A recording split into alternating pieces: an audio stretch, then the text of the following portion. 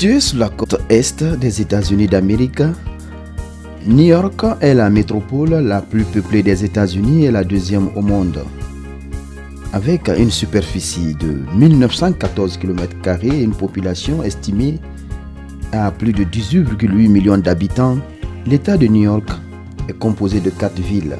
Il s'agit de New Jersey, Connecticut, la Pennsylvanie et New York, une ville cosmopolite dont toutes les races du monde se courtoient. Dans cet État, vivent en harmonie les membres de la communauté guinéenne depuis un certain temps. L'objectif de cette union est de sceller les bases d'une société solide, harmonieuse et solidaire.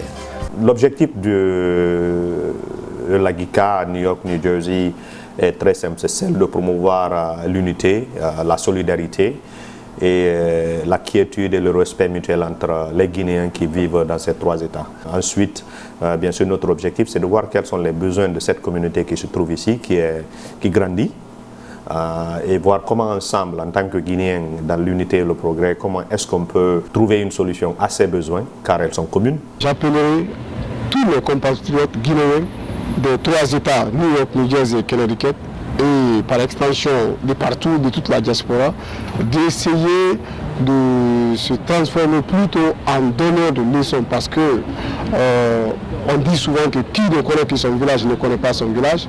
Nous sommes censés connaître ailleurs et s'inspirer des réalités d'ailleurs pour aller mieux donner de bonnes leçons que ceux qui sont en Guinée n'ont pas eu la chance d'aller apprendre. La GICA, une communauté bien structurée, elle est composée d'un bureau exécutif de plusieurs membres pour un mandat de 3 ans renouvelable. Sa mise en place a permis de faire plusieurs activités, dont, entre autres, pour la première fois, ici, dans les 3 États, on a organisé le 2 octobre où tous les Guinéens, quand je vous dis tous les Guinéens, toutes les régions et tout le monde était là et ça a été célébré ensemble. Culturellement, une soirée culturelle et de sponsors, où on a reçu Ibro Diabaté est venu, il a performé, Sabere Soumaro a performé, Wodi Rika a performé. C'est prévu avoir une journée culturelle guinéenne. Ici, il y aura un tournoi qu'on appelle le tournoi du Tri-State qui va regrouper un tournoi de foot pour les jeunes. On a des journées où on aura des artistes qui vont certainement venir de la Guinée et faire une soirée culturelle. Plus de 20 000 Guinéens adhèrent à cette association. Elle est le noyau des autres associations à caractère régional et préfectoral de l'Amérique. Il s'agit de la Bascotte, de l'Union du Fouta, l'Argifa, l'association des ressortissants guinéens, de la Forêt en Amérique et de l'Union de Sigiring. Objectif affiché, bâtir une communauté guinéenne forte, solidaire et réconciliée avec elle-même.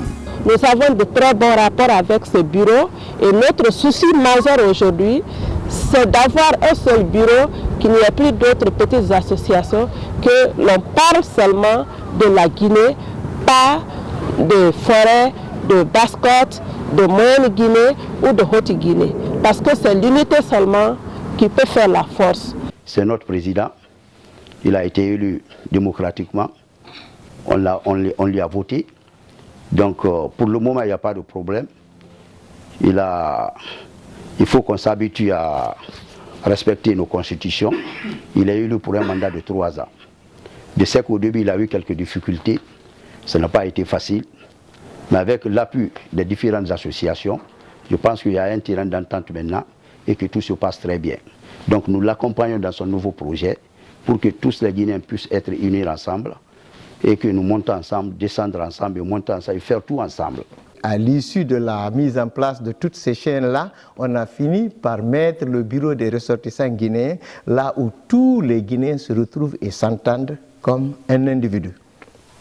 Et c'est dans cet ordre d'idée que je vais vous dire que dans ces organisations, tenez compte d'un facteur non pas ethnique, mais d'une répartition géographique des personnes. C'est-à-dire quand on dit la Haute-Guinée, dans la région de la Haute-Guinée, vous pouvez trouver des Soussous, des Peuls, des Maninké, mais surtout dites le Guinéen. Et c'est dans ces institutions, dans ces organes radicalisés que nous avons centralisé et créé le bureau des ressortissants guinéens, dont je suis présentement le directeur d'audit de ce faire. Fondateur de Mandé, fondateur de l'Union de Fouta, fondateur du groupe de la Guinée forestière et aujourd'hui membre du bureau des ressortissants guinéens. La venue de la nouvelle équipe à la tête de cette communauté est un ouf de soulagement pour la communauté guinéenne. des États-Unis d'Amérique. Pour leur premier mandat, la mission est claire. Il fallait commencer la réorganisation parce que c'est une première, comme je vous l'avais dit, légaliser l'association au niveau de l'État de New York, mais aussi au niveau fédéral, faire un site web, faire ce qu'on appelle le 501c3 pour que nous soyons reconnus devant les autorités comme étant une ONG à non-profit. Ça veut dire que si Abdoul n'est plus là, la GICA reste. Abdoul n'est pas égal à la GICA. Donc moi je partirai, je resterai la GICA, celui qui viendra partira et restera la GICA. Nous avions défini des objectifs qu'il faut atteindre. Nous avions fait les états généraux de notre communauté. Bien sûr qu'on a présenté le programme. Les états généraux consistaient à faire quoi? C'est de faire appel aux personnes des 4 communautés de la Guinée, les représentants de chaque région naturelle. On s'est assis ensemble. On a fait, je crois, 3 jours de conférence. On a essayé de définir quels sont les besoins de cette communauté, qu'est-ce qu'il nous faut pour l'exécuter, quels sont les besoins qui sont à court terme et à long terme, et qu'est-ce qu'on peut faire pour atteindre ces objectifs. Les chantiers sont immenses. Pour les réaliser, la nouvelle équipe demande la collaboration des membres de l'association et l'appui des autorités du pays. Toute chose qui leur permettra de participer au développement national.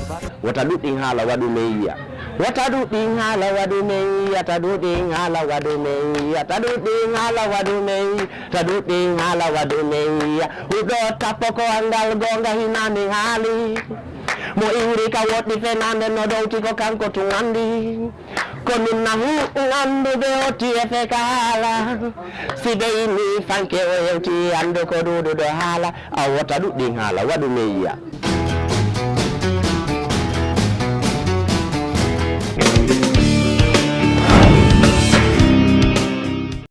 Je m'appelle Abdoul Diallo. Je suis le président de la communauté guinéenne de New York, New Jersey et Connecticut.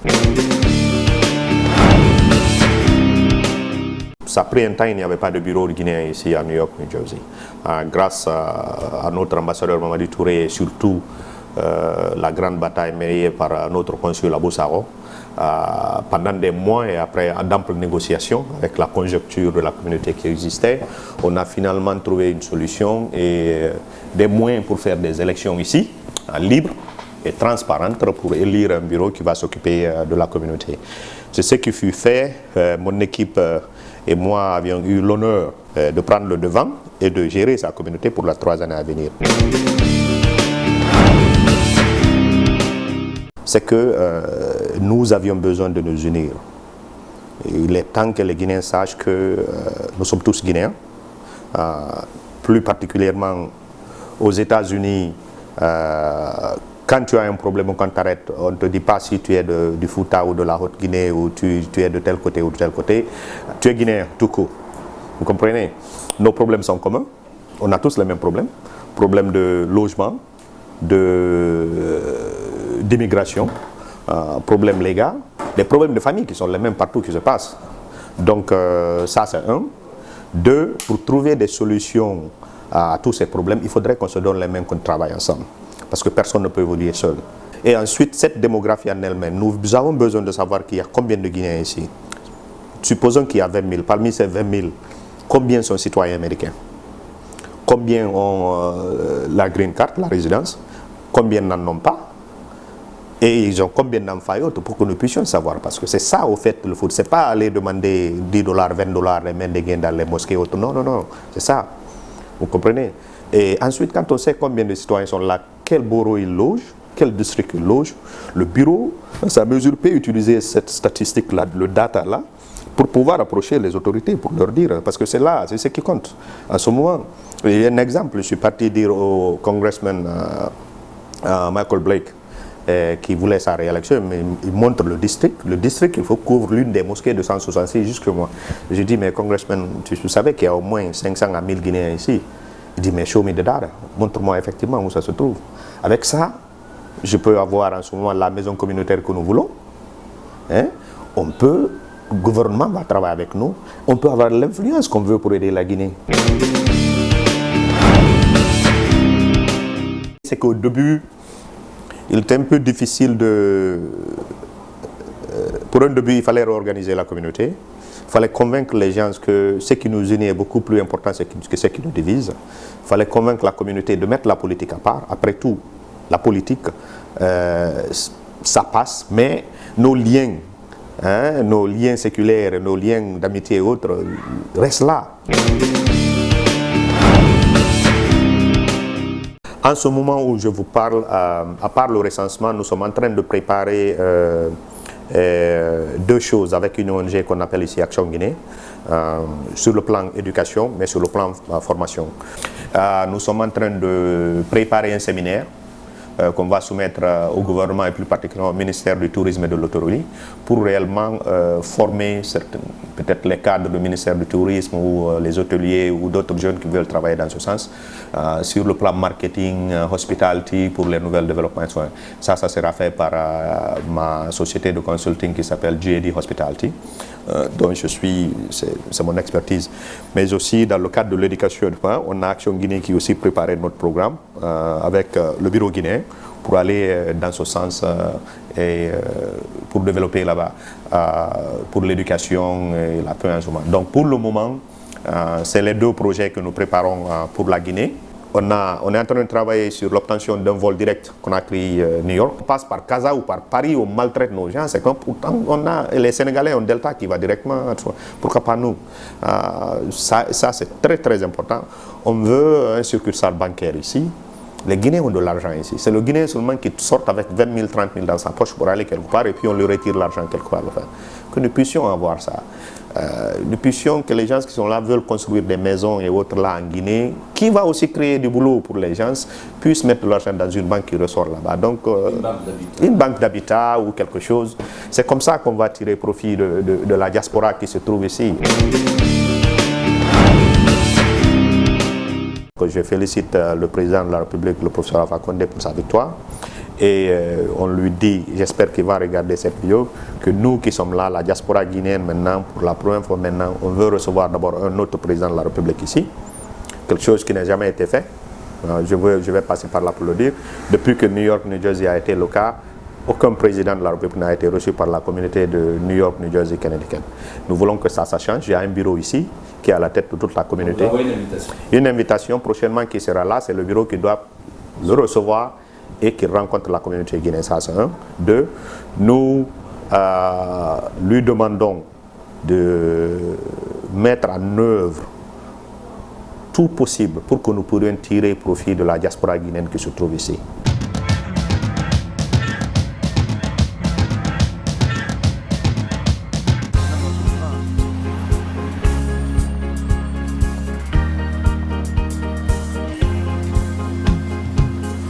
Voici le modèle d'un Guinéen vivant à New York.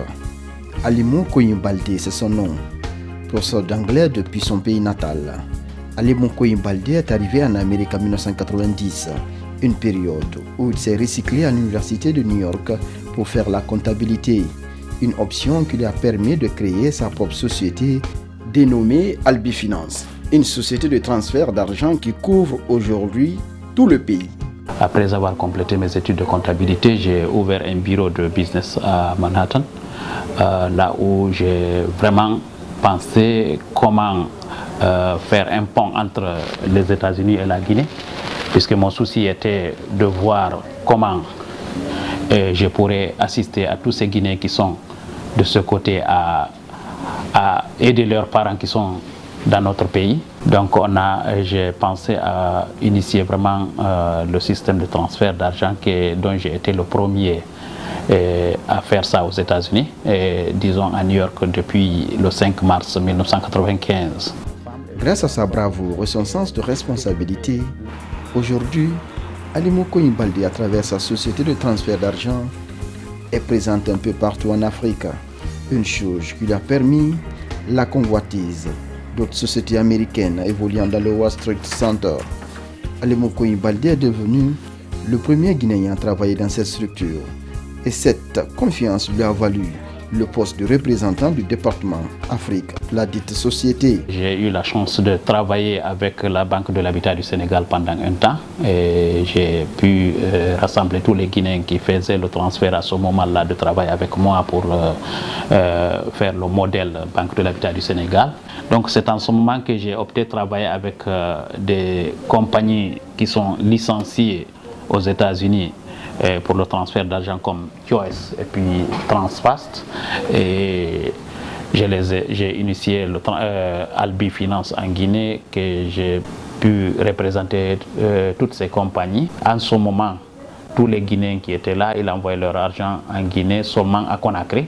J'ai déconcentré et j'ai mis des représentations un peu partout dans le pays. Alimou Koïm Baldé ambitionne de créer une banque guinéenne de l'habitat. Objectif affiché, encourager l'investissement en Guinée. Mais cela ne peut se réaliser sans l'appui des autorités guinéennes, martèle Alimou Koïm Baldé. Étant maintenant trésorier de la communauté, du bureau de la communauté guinéenne à New York, nous œuvrons toujours et nous voulons collaborer avec le ministère des Guinéens de l'étranger, le ministère des Affaires étrangères pour voir comment on peut créer la banque guinéenne de l'habitat et de voir comment on peut assister à ces Guinéens-là à avoir accès à leur propre maison, à leur investissement, à leur argent, surtout en Guinée.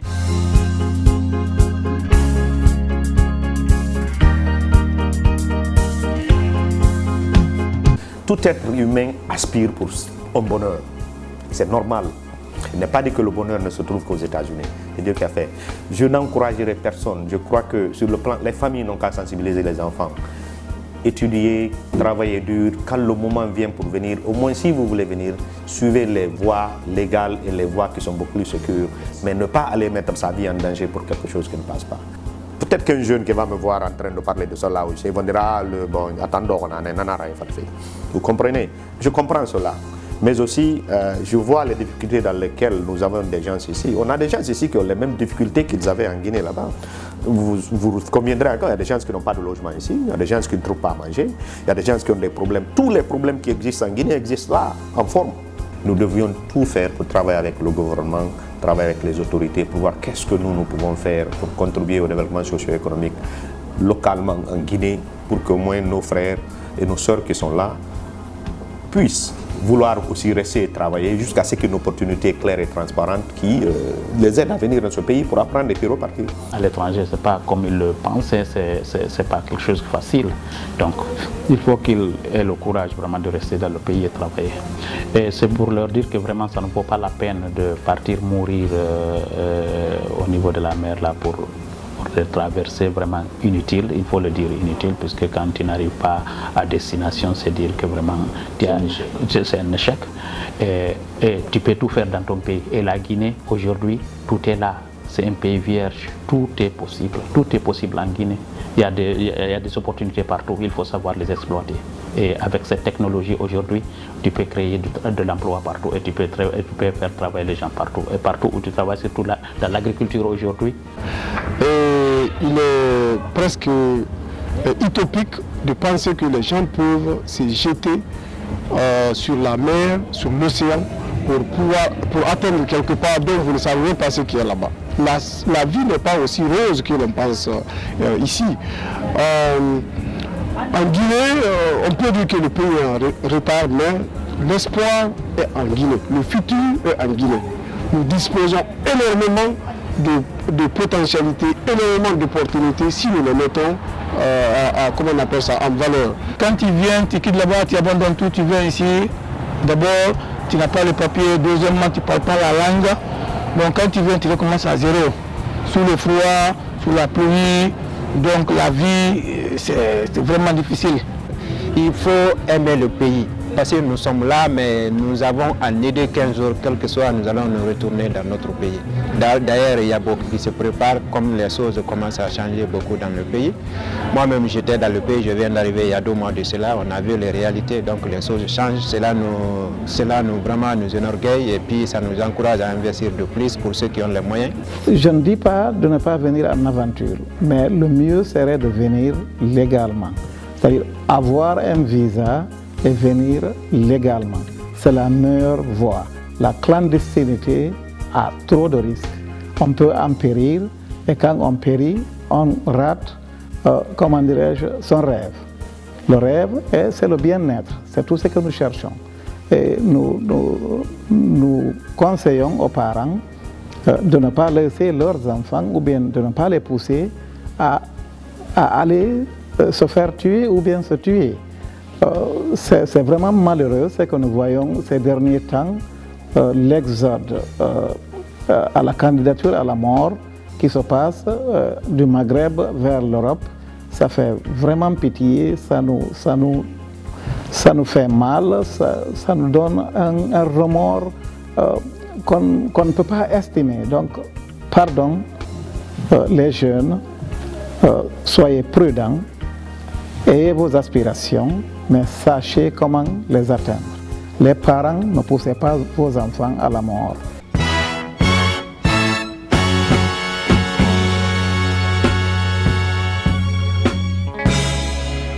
Le message de paix que j'envoie à nos compatriotes, que ce soit en Guinée ou bien à l'extérieur, c'est l'entente. C'est dans l'entente que tout est possible. Sans l'entente, rien n'est possible. L'union. Il faut qu'on se donne la main. Il faut qu'on ne laisse pas les personnes qui ont des ambitions personnelles et autres là nous diviser pour leurs raisons personnelles, alors qu'eux ils sont amis en haut là-bas et qu'on soit là. C'est ça, je veux que... Et surtout, j'appelle à la jeunesse de faire revivre cette Guinée que nous avons connue. C'est les jeunes, c'est nous les jeunes qui allons être les perdants si on ne se fait pas à ce moment. Il faut que nous réévaluions cette Guinée, qu'on la ramène et qu'on refuse toute personne ou tous ceux qui veulent nous diviser pour des raisons personnelles ou politiques. L'espoir renaît une fois de plus et nous pensons que vraiment la tension ethnique et autres, là, les gens deviennent de plus en plus logiques dans leur jugement et tous les espoirs sont permis. Je demande à tous les Guinéens de travailler dans le sens rien que du bonheur pour le peuple de Guinée. Il faut que le Guinée accepte le pardon. Donnons la chance au futur gouvernement de bien travailler. La Guinée n'appartient pas à des Maliens, non plus à des Sénégalais ou des Burkinabés.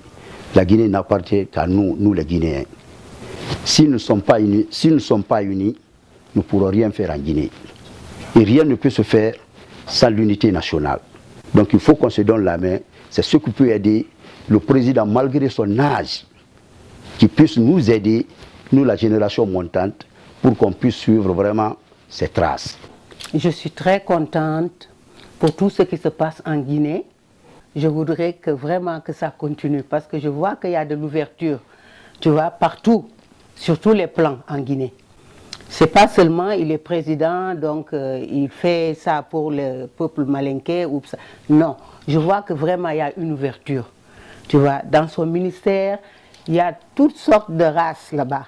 Donc c'est ça qui est important, tu vois, pour un pays. La Guinée beye kelen dedi, na kelen fa kelen, fula, maninka, soso, forêt, ambe na kelen fa kelen dedi. Donc anyando ja la Guinée kademi, anyo anmi koka, anyo do fabra, anyo amademe ka barake. Onagalo alors banisra leke. E fala la be ala muguma li mo mangé soto, ala naka mangé fima, toujours na ke no yimula mo yaka fini mo tanga mangera. Parce que mugu tanan na nobula da ngi ira. Donc wonna ni copier tout wo mun maskadi dede. Na gambara findi mangera tu. Ina kan kolon. Ibiri mun ma fini de mangera. Ndé na ils sont plus intelligents que lui, mais ala na mangera tan fi man rima. Khala fima c'est-à-dire c'est na mun ba me yira. Donc to na de na fa la Guinée ka birimbe on ga yi gouvernement suru ira il faut l'aider pour que la Guinée ne soit pas yari makina. Nous en appelons surtout à nos compatriotes à la paix, à la stabilité, parce que quand il y a la stabilité, ça permettra au président de réaliser beaucoup et par ricochet, la population va bénéficier beaucoup. Et les manifestations, ça ne sert à rien.